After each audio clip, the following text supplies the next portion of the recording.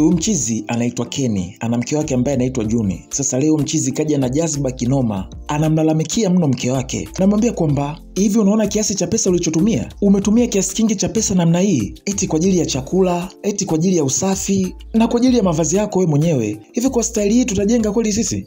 Sasa kinachokufanya ustuke nini? Utadhani hizo pesa nimezitumia na kwenda kuzitupa labda huko jalalani. Nimetumia kwa ajili ya matumizi ya maana. Kwa hiyo hapo ndo unajiona umetumia kwa ajili ya matumizi ya maana. Ndiyo, kwa ajili ya matumizi ya maana, kwa ajili ya kufua nguo zako. Ukutaka tufue nguo hizo kwa ajili ya chakula. Kwa hiyo ukutaka nile, ulitaka nife. Unajua kuna muda naanza kufikiria huenda akili zako hazipo kichwani. Huenda zipo kwa pani wewe. Unawezaje kutumia pesa nyingi kiasi hiki kulipa watu waje wafanye hizi kazi za ndani ambazo ungeweza kuzifanya wewe mwenyewe? Juni anasema kwamba na ndio maana unatakiwa ufanye kazi kwa bidii. Sio unafanya kazi kwa bidii kitandani tu, lakini kwenye kutafuta hela, mchizi anasema kwamba unatakiwa ujiongeze. Uwe ni mke, jifunze namna kubanabana matumizi humo ndani. Unajua sikuelewi wewe. Yaani sasa hivi tupo watu wawili tu, umeshaanza kusema tubane matumizi. Vipi kama tukija kupata watoto? Si utatuua wewe? Watoto? Unafikiri kwa staili hii bado nina hamu ya kupata watoto na wewe? Subiri, unamaanisha nini? Unamaanisha kwamba unataka kunipa taraka au? Kama hicho ndicho kitu ambacho unakifikiria, tafuta mwanasheria mzuri. Vinginevyo mimi siondoki hapa. Washikaji wakazinguana kishenzi.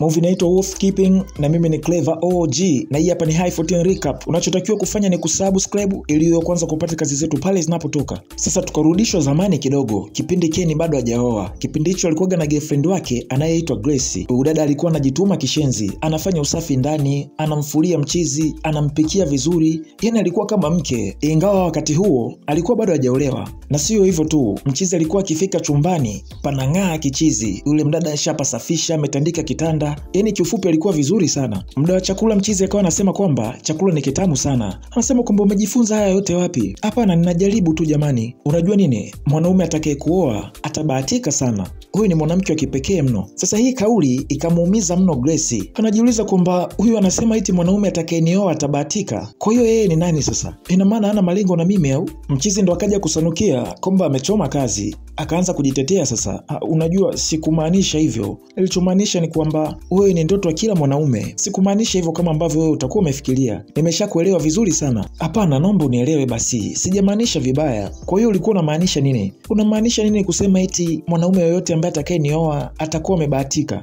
Hivi unatoa wapi ujasiri wa kuweza kuzungumza hayo maneno? Hivi unajua kwamba tumekuwa wote kwa kipindi cha miaka 5? Ndio, nafahamu kwamba tumekuwa wote kwa kipindi cha miaka 5. Miaka 5 yetu ilikuwa kwa ajili ya starehe tu. Kwa hiyo wote tumefurahia. Hivi uko serious kweli Kenny? Eti kwa ajili ya starehe. Kwa hiyo kipindi chote hicho ulikuwa na mimi ulikuwa kwa ajili ya starehe? Grace akaumia kishenzi, akainuka akasepa. Sasa umekasirika nini bwana? Kwani ni lazima umuoe kila mwanamke ambaye unakuwa naye kwenye mahusiano? Mimi ngoja niendelee kula tu. Nataka nikukumbushe wewe mtumiaji wa Halotel kwamba hatuzimi data kwa matumizi ya internet na bando nafuu. Tupo na Don Bundles ambaye anakuletea bando kwa bei rafiki kabisa ili uweze kuokoa gharama zako katika matumizi ya bando. Gharama ya package ni kama unavyoona kwenye screen yako, ambapo GB 10 utapata kwa 9500, GB 13 utapata kwa 12000, GB 15 kwa 14000 na kuendelea. Kwa mawasiliano zaidi piga simu namba 0616807602. Don Bundles, hatuzimi data. Upande wa pili, Grace akawa analia kishenzi. Anamwambia shoga yake kwamba nimepoteza muda wangu kwa ajili ya huyu mwanaume. Kwa kipindi cha miaka 5 mimi ndo nilikuwa nikimpikia, nilikuwa nikimfulia, nilikuwa kama mama yake. Kumbe nilikuwa napoteza muda wangu tu. Grace alilia kishenzi. Shoga yake akawa anamwambia kwamba najua imekuumiza, lakini mtulia basi. Kila kitu kitakuwa sawa tu. Hapana, hakiwezi kuwa sawa. Yaani kwa miaka 5 nimekuwa nikimpenda mtu ambaye sio sahihi. Sijui hata nitaanzia wapi mimi. Grace alilia mno hii siku. Huku upande mwingine, Kenny akawa anamuelezea mshikaji wake kwamba amezinguana na Grace. Mchizi anasema kwamba mimi nilikuwa naye kwa ajili ya kudate tu, sio kwa ajili ya kumuoa. Alafu kila mwanaume kabla hajaoa anakuwa na sifa zake kichwani za mwanamke ambaye anataka amuoe. Mchizi anasema kwamba mimi napenda mwanamke ambaye anajipamba bwana, mwanamke ambaye anapendeza muda wote. Ila yeye ukimwona na lile wigi lake, nimeshampa pesa kwamba akalibadilishe, ila hataki kulibadilisha. Yaani kichwa kimeshakuwa kama vile cha kuku. Alafu usoni hapaki hata makeup, yaani kiukweli yavutii. Mchizi akawa anamsema vibaya mno Grace. Kenny, mnisikilize. Unajua kuna muda nafikiria kwamba akili zako hazipo kichwani. Kwa hiyo baada ya kuwa naye kwa kipindi cha miaka 5, leo ndo umegundua kwamba sio mrembo. Ulikuwa wapi siku zote hizo? Mwanamke ambaye amekuwa na wewe kwa kipindi cha miaka 5 ndo unamsema hivyo. Alafu kama unamuona hana vitu ambavyo wewe unavitaka, jaribu kumbadilisha. atabadilika ili awe vile ambavyo wewe unataka. Ila Ken akaendelea kukaza kwamba hawezi kumuoa Grace, alikuwa naye kwa ajili ya starehe tu. Sasa siku moja Ken alikuwa town na gari lake, kuna mdada akapita yale maeneo, ikabidi mchizi asimamishe gari. Akamwambia kwamba samani, unaenda wapi? Na kwa nini nikwambie kwamba ninaenda wapi? Mchizi anasema kwamba binti mrembo kama wewe ustahili kutembea, kwa hiyo nataka nikupe lifti. Yule dada akaingia kwenye gari la mchizi, hivyo mchizi akampa lifti sasa na akampeleka sehemu ambayo alikuwa anakwenda. Walivyofika mchizi akaomba namba, basi wakabadilishana namba pale, kisha Juni akasepa. Basi washikaji wakawa na chati mno, ambapo ikapelekea wakawa na ukaribu sana, kiasi kwamba hii siku Juni akaja nyumbani kwa mchizi kula. Wakapiga stori nyingi kishenzi, na baada ya kupata chakula ikabidi mchizi akapata chakula kingine chumbani, akamtupia kitandani alafu kikanuka. Huko upande wa pili Grace na shoga yake walikuwa supermarket. Kuna mchizi akamwona Grace akatokea kuvutiwa naye kichizi, akasogea pale wakawaongelesha mawili matatu, kisha mchizi akafanikiwa kuchukua namba ya Grace. Baada ya kufika nyumbani yule mchizi akampigia simu Grace na akamwomba kwa ajili ya date kwamba wakutane weekend. Huku nyumbani kwa Ken mahaba ameshakuwa mengi kichizi yeye pamoja na John. Basi washikaji wanacheza paka PlayStation, wanapendana mno. Huku upande wa pili Grace akaenda kukutana na ule jamaa yake. Sasa mchizi ikabidi afunguke hisia zake, anamwambia kwamba nahisi wewe ni mtu sahihi kuwa na mimi, nimetafuta mtu wa aina yako kwa kipindi kirefu sana, lakini nashukuru Mungu nimekupata wewe. Grace anasema lakini mbona mimi sina hisia zozote na wewe? Mchizi akaanza kumwaga voko zake pale mpaka Grace akaelewa tu. Huku kwa Ken leo akamwambia Juni kwamba anataka amuoe. Unataka kunioa mimi? Lakini tumekuwa pamoja kwa wiki chache tu. Ndiyo naelewa ni kwa wiki chache, lakini hisia zangu zinaniambia kwamba wewe ndio mke sahihi kwangu. Nataka niwe na wewe katika maisha yangu yote. Najua, lakini mbona imekuwa haraka kiasi hiki? Mchizi akasema kwamba mimi sitaki kufikiria hayo mengine. Ninachotaka ni kuwa na wewe tu. Sema basi ndio, ili wiki ijayo tukafunge ndoa mahakamani. Wiki ijayo?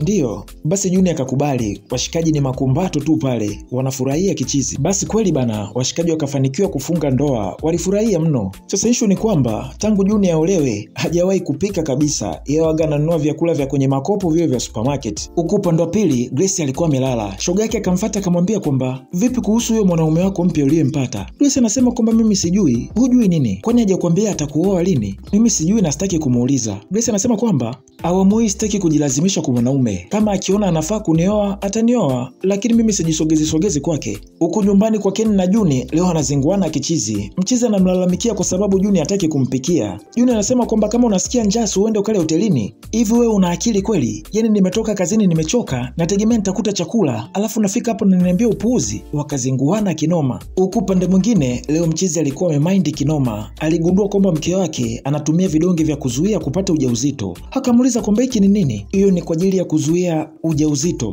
Usingetakiwa kutumia hiki kitu mpaka ujadiliane kwanza na mimi. Yaani ungetakiwa unishirikishe kwanza mimi, kisha mimi ndo nitoe maamuzi. Lakini ni mwili wangu, mimi ndo naamua nifanye nini na mwili wangu. Halafu hata hivyo, sipo tayari kupata mtoto sasa hivi. Unajua nikipata mtoto, mwili wangu utaharibika na nitanenepeana ovyo. Kwa hiyo hicho kitu ndicho ambacho ulikuwa unakitaka hautaki kuwa mama. Lakini sijamaanisha hivyo, kaa kimya. Umeamua kuninyima haki yangu ya kuwa baba. Unajua nini? Naenda kuzitupa hizi dawa. Na sitaki kuona unazitumia tena. Kama ndo hivyo tutakuwa tunatumia kinga. Hivi una akili kweli? Unajua kuna muda unaongea kama vile wewe ndo mwanaume ndani. Wewe ndo umenioa mimi Hapana, sijamaanisha hivyo. Wewe ndo baba humu ndani Wewe ndiye mume Hapana, sasa unatakiwa ujue nafasi yako humu ndani. Kisha mchizi akasepa, alikasirika kishenzi. Mida usiku hivi, mchizi akawa anamwambia mke wake kwamba unajua ni kwa muda mrefu sana ndoa yetu haijawa na furaha. Mchizi akawa anamwambia mke wake kwamba unatakiwa ujifunze kupika na uanze kufanya majukumu yako kama mke. Ila Juni anasema kwamba hajui kupika na kufua hawezi. Mchizi anasema kwamba basi nitatafuta mtu akufundishe. Juni akawa anakaza tu, anasema kwamba kama unajua kupika inatosha. Basi unajua kupika, basi ukijua wewe inatosha. Hapa mchizi ndo akazidi kuchoka kabisa. Akawa anajiuliza ameoa kitu gani hiki. Huko upande wa pili, Grace na mchizi wake mapenzi yanazidi kuwa motomoto kabisa. Mchizi anamuelewa kinoma. Sasa kuna siku mchizi akarudi nyumbani, muda umekwenda kichizi. Juni akawa amekasirika mno. Anamwambia kwamba umetoka wapi? Sogea hapo. Na kuuliza umetoka wapi? Mchizi anasema kwamba haupiki na wala hutaki kujifunza kupika. Kwa hiyo nilienda kula hotelini. Sasa si ungeniambia tu hivyo. Kwa hiyo vipi na mimi chakula changu? Chakula chako? Ndio, kwani mimi sistahili kula? Kwani watu wako hao ambao waga na kupikia chakula huko nje wanaumwa au? Kanunua chakula huko nje kama ulivyozoea. Baada ya hapo ndo tunaiona ile scene ambayo tuliona mwanzoni kabisa mwa movie, ambapo mchizi alikuja na kuanza kumlalamikia Juni kwa kutumia pesa ovyo, ambapo Juni waga apiki, waga afui na usafi afanye ndani. Kwa hiyo anatumia pesa nyingi kwa ajili ya kuwalipa watu waje wamfanyie usafi ndani, pesa zingine anatumia kununua chakula na hata kufua analipa watu waje wamfulie. Mchizi akamaindi kinoma, ila Juni yeye akawa anajiona yupo sahihi tu. Huku upande mwingine kuna mwanamke amekuja kugonga leo mlango. Juni akaenda kufungua, akamwambia kwamba samani, wewe ndio Mrs. Kenny? Yeah, ndio mimi. Yule dada akasema kwamba nahitaji kuonana na bwana Ken. Unanena naye kwa nini yani? Ili iweje? Nimejaribu kumpigia simu lakini sijampata. Kwa hiyo ndo maana nimekuja nyumbani kwake. Oh, kumbe ndio wewe. Kumbe ndio wewe ambaye umekuwa ukimpigia simu mume wangu usiku. Kwani hujui kama ameoa? Mbona sikuelewi unaongelea nini? Mimi nimekuja kwa ajili ya mambo mengine kabisa. Juni akaanza kumshutumu ule dada kwamba anamchukulia mume wake. Haya, subiri nikuitie. Juni akaingia ndani. Tajabu akatoka na ndoo ya maji akamwagia yule dada. Sasa nimekukomesha ili ukae mbali na waume za watu. Unakuja hapa na mikaratasi yako eti unajifanya una jambo la muhimu. Kumbe ni mbinu za kuiba waume za watu tu. Haya, naomba upotee hapa. Hivi umefanya nini wewe? Unaona umenifanya nguo zangu zote zimelowana. Unafikiri hapo umelowana? Sasa nikienda ndani nikikukuta bado huko hapo, nitakuonesha maana ya kulowana ni nini. Nimesema potea. Embo ondoka hapo kabla sijakupiga na hii ndoo. Mchizi akapata taarifa juu ya kile mke wake ambacho amekifanya. Akaja na hasira kichizi. Anamwambia kwamba Juni, umefanya nini kwa mteja wangu? Oh, kumbe yule kahaba ni mteja wako. Ninakuuliza kwa mara nyingine tena. Umefanya nini kwa mteja wangu? Juni anasema kwamba nimemmwagia maji. Juni, umefanya nini? Nimemmwagia maji. Na akirudi tena nitamwagia maji mengine. Kenny akasema kwamba huyo mwanamke ni kama bosi wangu. Ana hisa nyingi kwenye kampuni yangu. Una kitu ambacho umekifanya. Unadhani itakuwaje kama atatoa hisa zake kwenye kampuni yangu? Afu unaniambia tu umemwagia maji? Mimi sikujua, hakuniambia hilo. Kwa hiyo ulitaka akwambie? Mimi nilidhani labda namtia adabu tu. Kaa kimya. Ukiongea neno lolote kutoka kwenye mdomo wako huo mchafu nitakuasha kibao. Kenny alikasirika kishenzi. Baada hapo tunaoneshwa scene ambayo inamuonesha Kenny amelewa. Inaonekana kuna tatizo mchizi anapitia. Huku kwa Grace ni shangwe tu. Mchizi wake akamwambia kwamba anataka amuoe. Basi mapambo akawa mengi sana mle ndani. Utafikiri bustani ya Eden vile. Upande mwingine mchizi alikuwa amepoa zake sebuleni. Punde Juni akaja. Akamwambia kwamba kuna wigi nilitaka ninunue mtandaoni huku, lakini cha ajabu hizi kadi zinasema hazina pesa. Kwa hiyo naomba ukaziwekee pesa tafadhali ili ninunue ile wigi. Mchizi akasema mimi sina hela. Unamaanisha nini kusema una hela? Sina hela. Kama unataka ile wigi wewe jinunulie tu. Najinunuliaje? Kwani mimi nafanya kazi? Sasa kama unajijua ufanye kazi, kwa nini unapenda kutumia pesa ovyo? Natumia pesa ovyo kivipi? Yaani hii ndio mara ya kwanza na kuomba pesa tangu hii wiki ianze. Kwa hiyo natumia ovyo pesa kivipi yani? Nipe hiyo hela basi. Alafu kwanza hela yenyewe ni 1,500,000 tu. Mbona jamani, wigi lenyewe limebaki moja tu. Nipe hiyo pesa haraka haraka.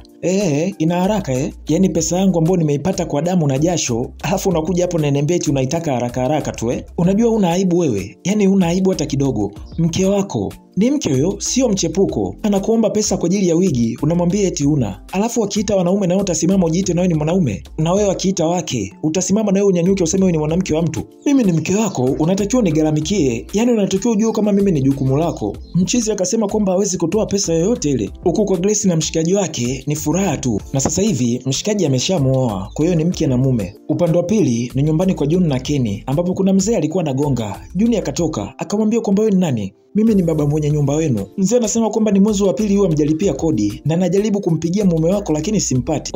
Kumbe wewe ndo mwenye nyumba. Hata hivyo mume wangu hayupo ndani, lakini akirudi nitamfikishia hizo taarifa. Na umfikishie kweli hizo taarifa. Umwambie nitakapokuja tena hapa, ajue kwamba nakuja kutoa vitu vyenu nje. Msiniletee utani. Mida jioni hivi mchizi amerudi, Juni anamwambia kwamba ni aibu ya aina gani hii? Yaani sitaki kuamini kwamba unadaiwa kodi. Mwenye nyumba alikuwa hapa, analalamika kwamba hujamlipa kodi yake. Sina pesa sasa hivi. Kwa sasa sina pesa, ila napambania hilo swala. Eti una pesa unapambania. Kwa hiyo nataka akija atoe vitu vyetu avitupe nje afu tuaibike. Majirani waseme kwamba hatuna pesa, tumefilisika. Mimi sitaki hizi aibu kabisa. Kama unazitaka ni wewe, sio mimi. Kwa hiyo kama mke wangu hauoni namna yote ya kunisaidia nikusaidia nini? Wewe ndo mwanaume humo ndani. Mimi sio mwanaume. Kwa hiyo timiza majukumu yako. Kwa hiyo siku nikianguka hauwezi kuniinua. Nikuinue nini? Mimi nina kazi. Unajua kabisa sina kazi. Tusisumbuane hapa. Kila mtu anatakiwa ajue majukumu yake humo ndani. Wewe ndo mwanaume na ndio unatakiwa uhudumie kila kitu. Na mimi ni mke, kwa sababu naona unapoelekea huko, kuna siku utaamka asubuhi utaniambia nikuachie hela ya matumizi. Kwa hiyo kila mtu abaki na majukumu yake. Tusibadilishane majukumu hapa. Ndoa yenyewe ndo kwanza na miezi 3 tu. Angalau ingekuwa ishapita miaka 3 au 4 ndipo matatizo yaanze. Nimekuambia nalipambania hilo swala.